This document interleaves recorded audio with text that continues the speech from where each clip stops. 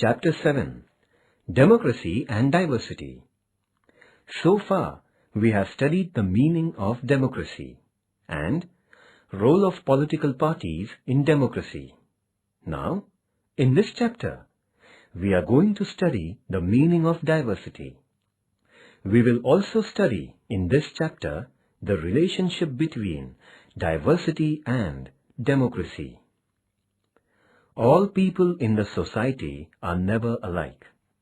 Even if you look at your own town, what do you find? Some people are living in the town since last 2 generations, while some others have settled here only during the last 10 or 20 years. Some among them may be living outside Maharashtra before coming here. Some may have come from Rajasthan, some from Odisha or Orissa, and some even from Nepal and Tibet. Do all people from your town speak Marathi at home, or do they speak the language other than Marathi? People from different regions, speaking different languages, and following different sects and religions, inhabit in any town and city. Such distinct nature of language, religion, region, culture, etc. is called diversity. There is one difficulty in organizing people on any single social basis. Suppose we decide to organize people only on the basis of the language they speak, but people speaking that language will have considerable internal diversity. Imagine that someone is trying to organize all Gujarati-speaking people. They may come together on the basis of Gujarati language and culture, but some among them would be city dwellers and some would be living in villages. Gujarati women will say that we are surely interested in the issue of Gujarati language, but our main concerns are about women's labor. How about that? They will then organize both as Gujarati and as women, and the women's organization may be All India organization. You know that democracy allows people to come together and pursue their demands.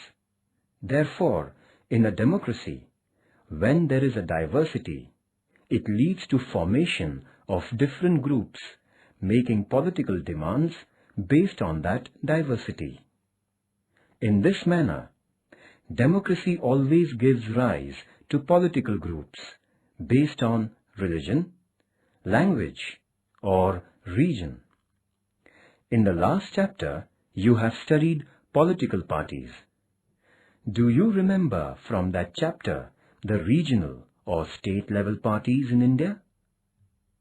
Such parties engage in politics based on the demands and expectations of the people in the respective states. This is one example of the politics in a society having regional diversity.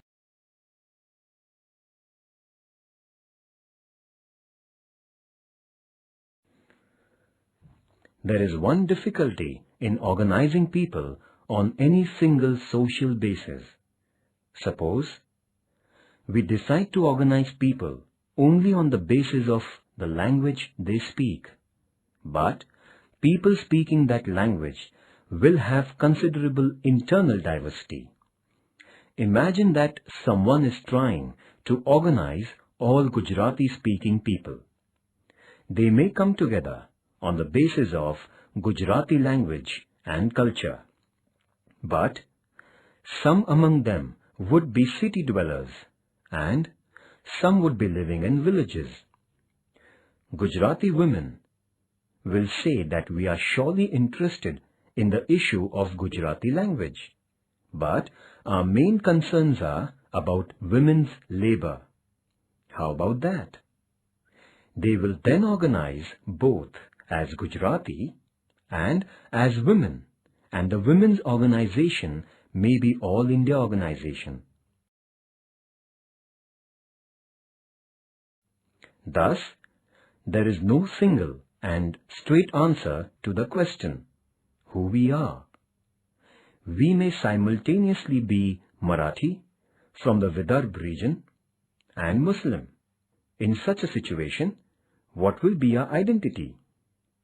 Such a person will not only be Marathi, only from Vidarbha, or only a Muslim. This person will be a Marathi Muslim person living in Vidarbha. So, this person may have different expectations simultaneously. At some point, this person will support an organization based on language.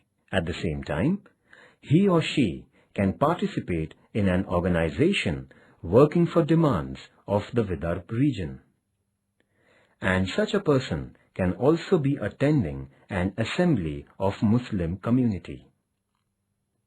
In this manner, democracy allows politics on the basis of various interests. But at the same time, there is a scope in democracy to engage in politics going beyond our social groups. In all democratic societies, you will find that different special groups do get organized. But often, different social groups come together and try to press for their common demands. Religious diversity and democracy. It is necessary that there are cordial relations among different religions when people of different religions are living together. Otherwise, diversity may lead to inequality and conflict. People of different religions such as Hindu, Muslim, Sikh, Buddha, Jain, Christian, Zoroastrian and Jew live in India. So, India has adopted policy of secularism from the beginning. These people celebrate their respective festivals and follow religious rituals. There are economic and trade relations across religions. Many a times, people also participate in each other's religious functions. But sometimes, people of different religions experience situations of difference of opinion, competition, and even tension. In such situations, government has to intervene and regulate the situation. In other words, religious diversity leads to different types of relations such as tolerance, cooperation, competition, and conflict. Some measures are adopted to ensure peaceful coexistence of people of different religions.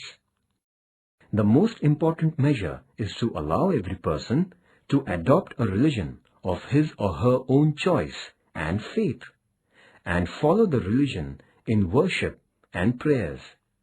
This is called freedom of religion. The second measure is that government must treat persons of all religions equally. Equal respect for all religions is a part of this measure. Equal treatment is important because if one religion is treated as superior to another, this leads to competition among different religious groups. The third measure for handling religious diversity is protecting minority religious groups and taking special care for their development. If this does not happen, it would lead to backwardness among some religious communities. Economic and educational backwardness among one community produces an atmosphere of mutual distrust among religious communities. Therefore, it is necessary to take every caution about equal development of people belonging to all religions.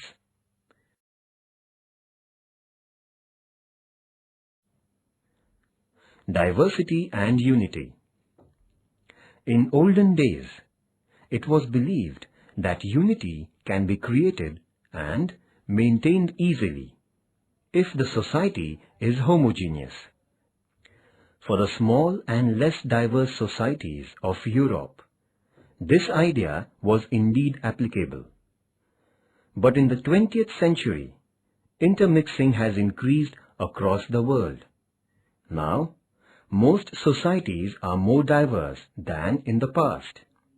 As a result of this, people now live along with people who are different from each other.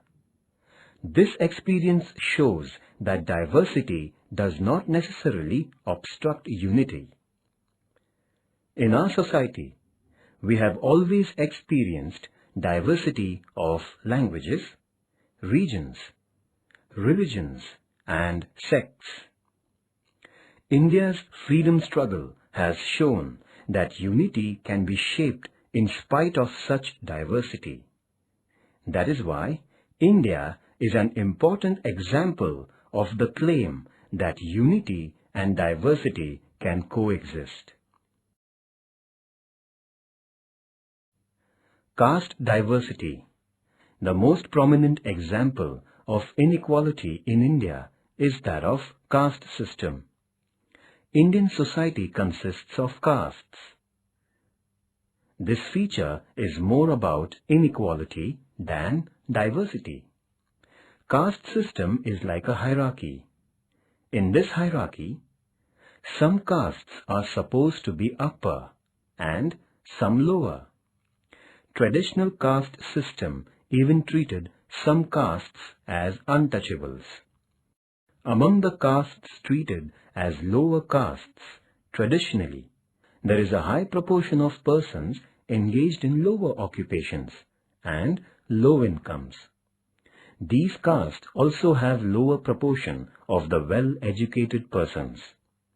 This makes the concern of caste as the central concern. In the last 100 years or so, India has witnessed many anti-caste movements. These movements aimed at the abolition of caste system. In modern times, Mahatma Phule was the first to emphasize that the true measure for ending caste inequality is to end caste. Shahu Maharaj also tried for the development of backward castes. This same view was expressed in southern India by Periyar Ramaswamy Nekar. Dr. Babasaheb Ambedkar also constantly argued and worked for the abolition of untouchability and caste.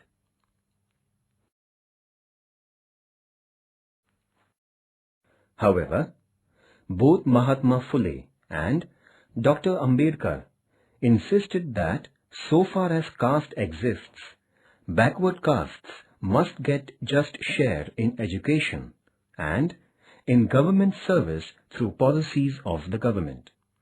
This thought has been the main basis of independent India's policy towards caste. So, how did democracy deal with caste discrimination and inequality? As we saw from above, anti-caste views were expressed and movements took place against caste system. This created awareness about the ill effects of caste discrimination. After independence, some legal provisions came into being. For instance, Constitution considered untouchability as illegal. Constitution also provided that government should not discriminate among citizens on the basis of caste. Besides, special provisions were made for backward castes. Diversity and share in power. A society with diversity presents one more challenge for democracy. When different groups aspire for power, distribution of power among them becomes a crucial issue. If all power is held only by one social group, it would be inconsistent with the principle of democracy. Sharing of power by different groups ensures good interrelationship among the different groups in society. It also strengthens the democracy.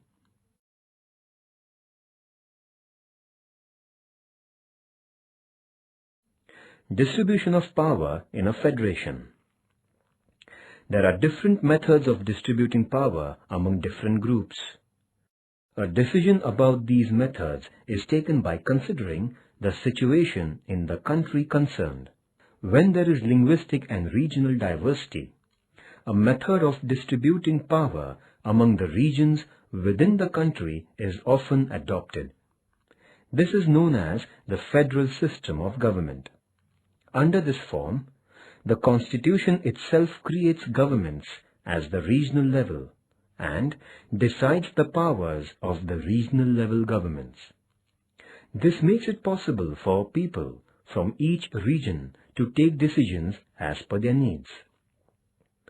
Decisions regarding the region's language, culture, or local practices are not imposed on any region. The decision about the extent of the powers of the regional governments is made by the constitution of the concerned country. Such distribution of power is an important way of maintaining democracy and diversity simultaneously. India has adopted such federal system.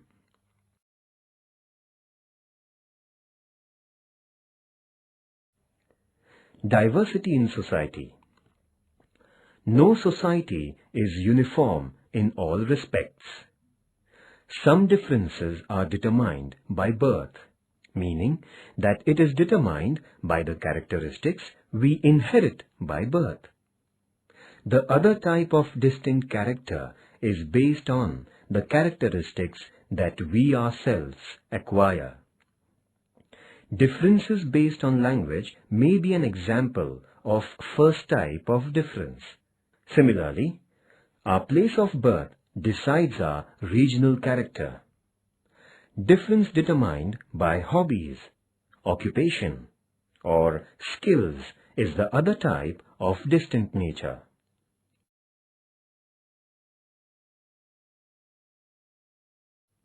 When we say that we are Marathi-speaking people, it means that we are born in a Marathi-speaking family.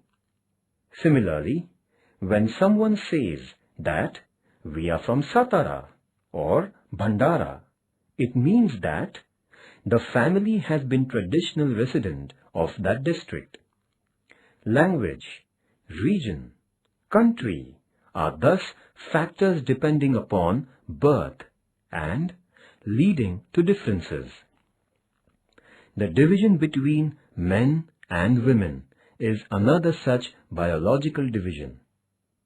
Often, we belong to the religion of the family in which we are born in. But when we grow up, we are free to adopt a religion of our own choice. Or, someone can say that he or she is an atheist. That is, a person does not believe in the idea of God. In this sense, religion and faith are factors that depend on a person's own choice.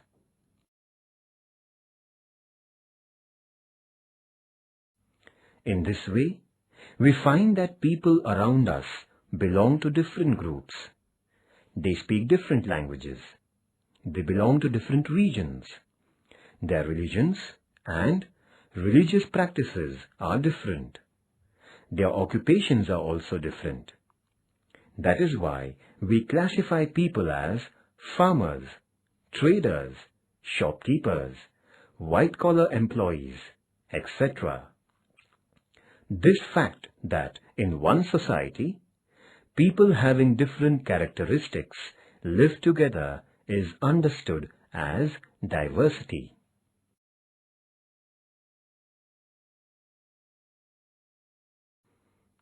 Normally, we do not find any society that is completely homogeneous.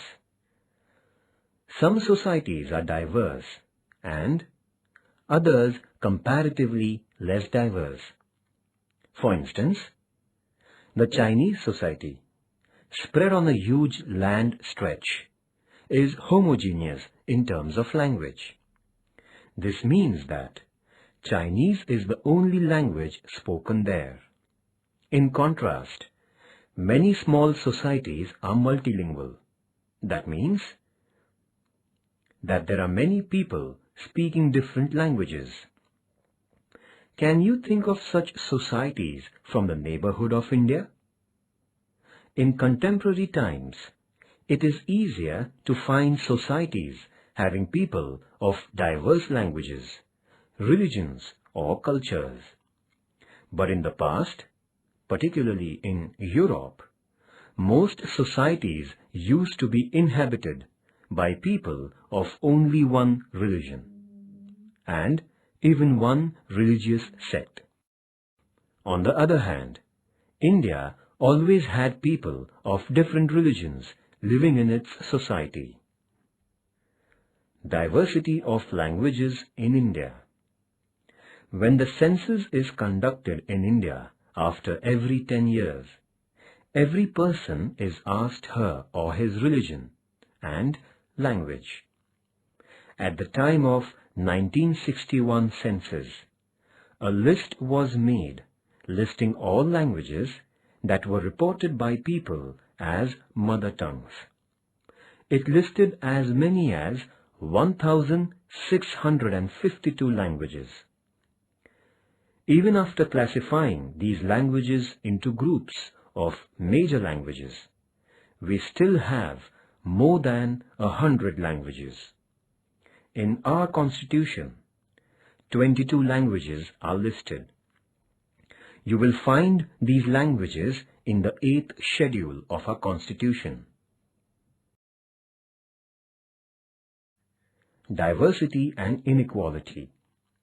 One question emerges when people of different languages, religions, and regions are living together. This question relates to their interrelations.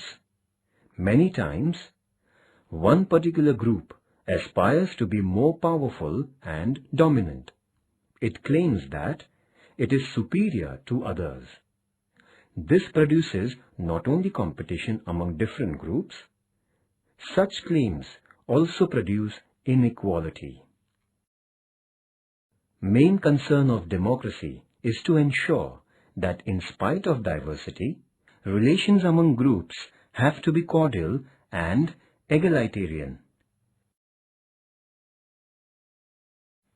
Inequality between men and women. The division of human society into males and females is in fact based only on biological differences. But actual social relations are always based on unequal relations between men and women. All societies in the world witness secondary treatment given to women as compared to men. Even in the family, women has less power, and most often, family property is in the name of the male persons from the household. Whether it is about wages or about opportunities for promotions, many times we see that injustice is done on women by giving favorable treatment to men. In addition to this, women also have to face violence, harassment, and atrocities both in public places and at the domestic level.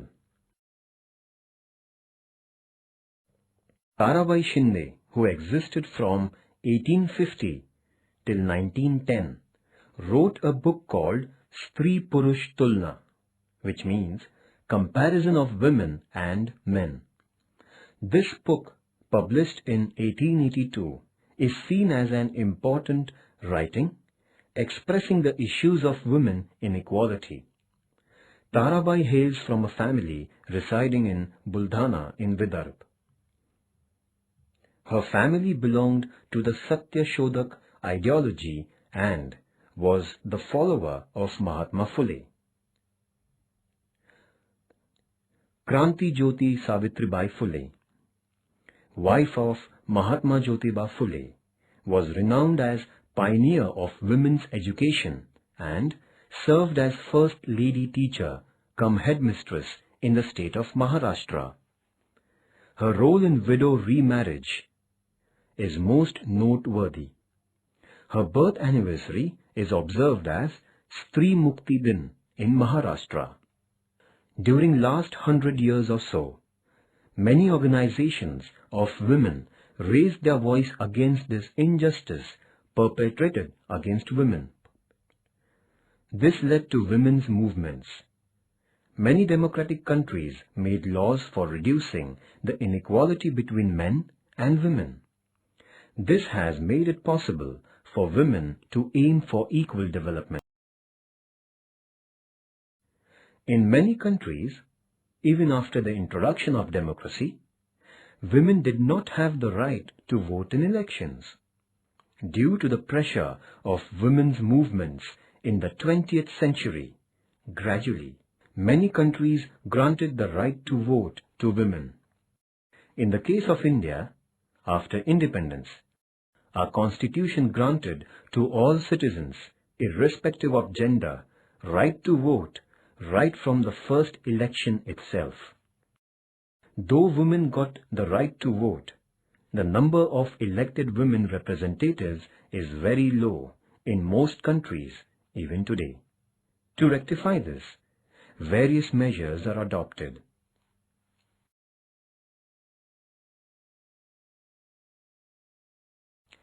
In India too, for the last 2 decades, discussions are going on for increasing the political participation of women. Efforts are also going on to provide reserved seats for women in Lok Sabha and state legislatures. There is already a provision for women's representation in Gram Panchayats, municipal councils, municipal corporations and Jilla Parishads.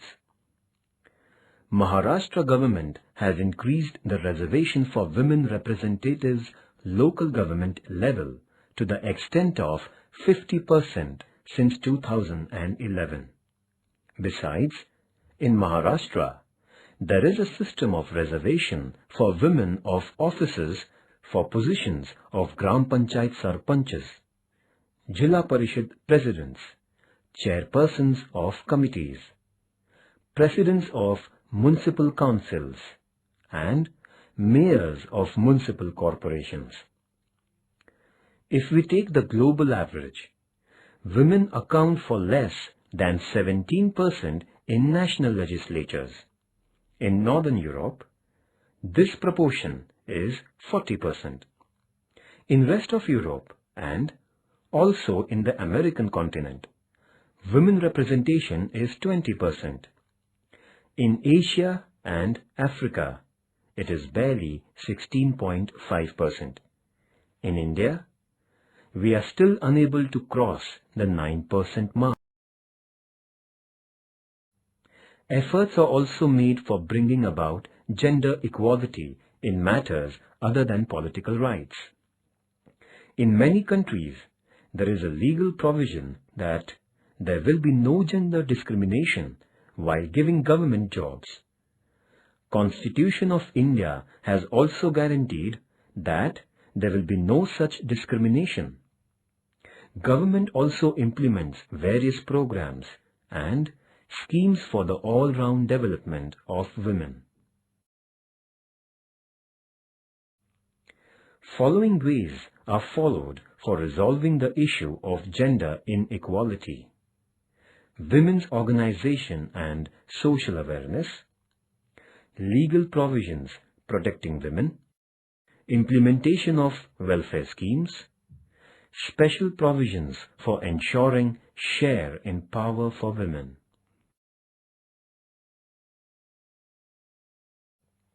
Summary.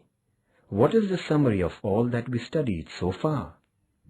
We saw that all societies have diversity of languages, regions, sects, religions, etc. When there is diversity, it is possible that different groups may have unequal relations. If that happens, it leads to social and political problems.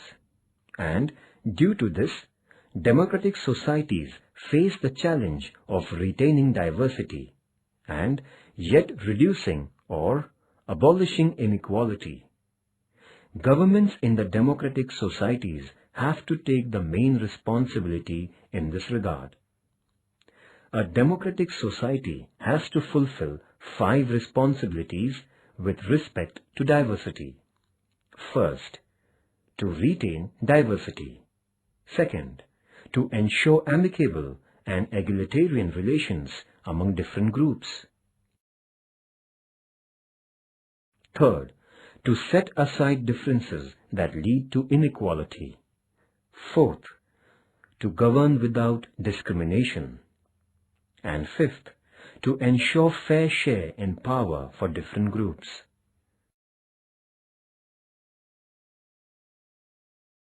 Today, people all over the world keep moving and traveling from one place to another.